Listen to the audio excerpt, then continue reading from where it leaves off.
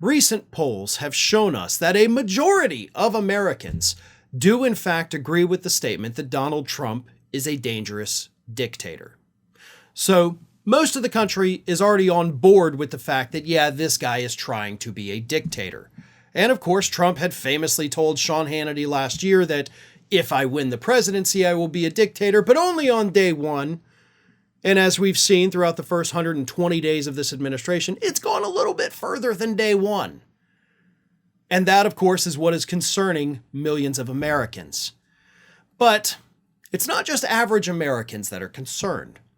Historians and political scientists are viewing this not through the lens of being a voter or being a citizen. They're viewing it through the eyes of history and the eyes of science. And what they have determined is that the United States right now is effectively on a speed run to become a dictatorship and completely destroy our democratic processes. In fact, we have, according to one of these political scientists, checked off almost every single box towards becoming a dictatorship that we have seen in all formerly democratic countries that became dictatorships in modern history. Turkey, Hungary, and of course, Venezuela. They all went through a similar series of events, these political scientists say, which are, of course, repeating themselves here in the United States. Let me read this to you. This is from Scientific American. Okay, not an opinion piece. It's not from some liberal left-wing rag. It's from Scientific American. Since Donald Trump's inauguration, the country has embarked on the slippery slope towards autocracy, concludes political scientist Daniel Stockmer of the University of Ottawa. And he said, rather than a coup, Trump's attacks on law firms, universities, immigrants, and others constitute a more incremental form of democratic erosion, he writes. One that follows a 6-step theory of incremental autocratization based on research on the democratic backsliding seen worldwide in recent decades.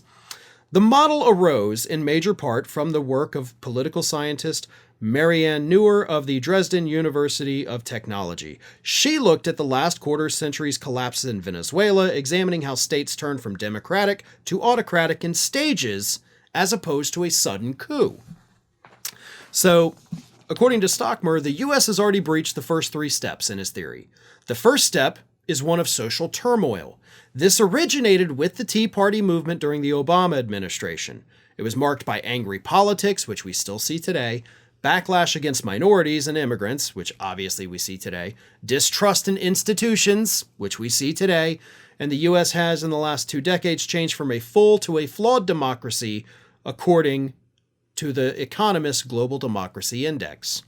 Second step requires a project of radical change, like the populist movement of Venezuela's Hugo Chavez in the 90s, or, in the case, in the U.S., Trump's MAGA movement, which defends white male privileges and holds prime loyalty from many Republicans. The third step is a decisive electoral victory, which Hugo Chavez in Venezuela had in 1999, and Trump had in 2024, which he did not have in 2016. This leaves us on the edge of the fourth step, dismantling checks and balances on executive power. You know, like defying orders from the United States Supreme Court, undermining the legitimacy of these courts, and of course, encouraging your supporters by telling them, if the courts do not rule in your favor, we won't have a country anymore. Oh, and let's also not forget having judges arrested for not doing what you want them to do. The fifth step on the road to autocracy is securing long-term power. Oh, kind of like Donald Trump always teases running for a third term. In fact, just a couple days ago, in front of the United States military, he actually teased running for a fourth term. Now, I've said we shouldn't necessarily buy into that trolling because I do believe it's trolling, but if we're looking at it in the stages from a democracy to an autocracy, the experts are telling us that's a giant red flag. The sixth step, of course, is the erosion of basic human and civil rights. And he says we already see these. These are already evident in executive orders that disengage the U.S. from the United Nations Human Rights Council, remove transgender service members from the military, and privilege Christianity. He predicts that attacks on minority voting rights in 2026 and 2028 would be an expected outcome of this step. So, 6 steps to moving from a democracy to an autocratic dictatorship. And we already got 3 done. Those are done. We've already met those 3 criteria, those steps. Those boxes are checked and cannot be unchecked. The 4th one, right? The absolute destruction of checks and balances. That is well underway. That one is almost completed. The erosion of human rights, which is step 6, I would argue that that one's also been completed. We have that. And of course, that is also part, by the way, of this administration's offer of $5,000 to women who have 6 or more babies. That's an erosion of human rights. That is basically turning women into chattel. You are property. You are a machine. You're a baby-making machine, and you are nothing more. You are not a human being. Now, they may not actually lose a right because of that, but losing identity, losing your individuality, becoming a baby-making machine, that is losing your rights. So we're almost there. And it's important to remember that this is not coming from an opinion piece. This is not coming from a paper that just hates Donald Trump. This is coming from the experts.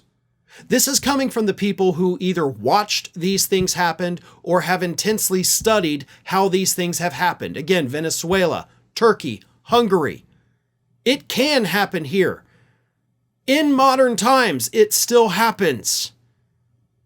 And we are right on the cusp of Donald Trump completing those final steps. Did you know that you might be missing out on wonderful content from me? I mean, you're here already because clearly you like what you see. So if you're not already, please do subscribe to the channel. Make sure you like the video, share them with your friends and family, but also follow me across the rest of the social media world. And it's not that hard to do.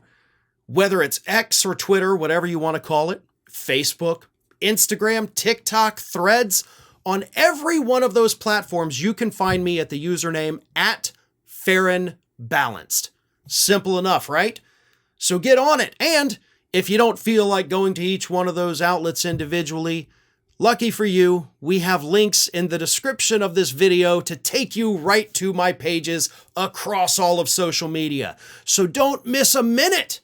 And while you're at it, make sure you're also subscribed to the Ring of Fire YouTube channel, which I have been hosting for many, many years now. We've got more than 1 million subscribers over there, and there is fresh content over there every single day of the week. So again, if you're not subscribed, subscribe to this channel. And while you're at it, go subscribe to Ring of Fire at youtube.com/The Ring of Fire and @FarronBalanced across every social media platform that, of course, is not considered just a far-right hellscape. Well, maybe Twitter is, but that's a story for a different day.